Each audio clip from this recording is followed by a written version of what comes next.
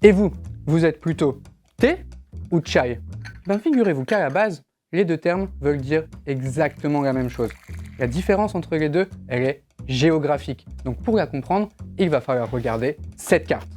Vous avez une minute? La minute cartographique.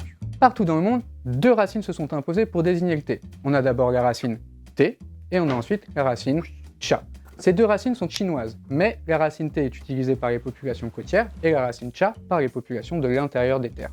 En noir sur la carte, on a les langages qui utilisent la racine cha. Cette racine chinoise s'est imposée le long de la route de la soie, des caravanes qui partaient de Chine chargées d'étoffes, d'épices et donc de chai, chai, chai, chai, chai, chai, cha.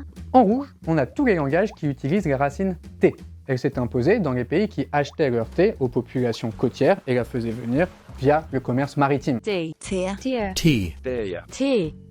thé. En Europe de l'Ouest, tous les langages utilisent la racine thé, car le thé est arrivé par la mer, emporté par les Hollandais qui se fournissaient juste ici, à Taïwan. Mais en regardant bien notre carte, on voit une exception. C'est le Portugal, seul pays d'Europe de l'Ouest à utiliser la racine cha. C'est parce que les Portugais ont devancé les Hollandais en Asie. Ils ont créé leur propre comptoir, notamment à Macao, où ils se fournissent en thé. En Europe de l'Est, on voit que pas mal de pays utilisent la racine cha. Le thé est bien arrivé par la terre chez eux, ils sont simplement situés tout à l'extrémité des routes de la soie. Cette carte, c'est en même temps de l'histoire, de l'étymologie, du commerce et de la mondialisation en une seule image. Et puis c'est aussi une petite touche de marketing, celle qui vous vend des thé chai ou des chai latte, alors qu'il ne s'agit que d'une simple traduction.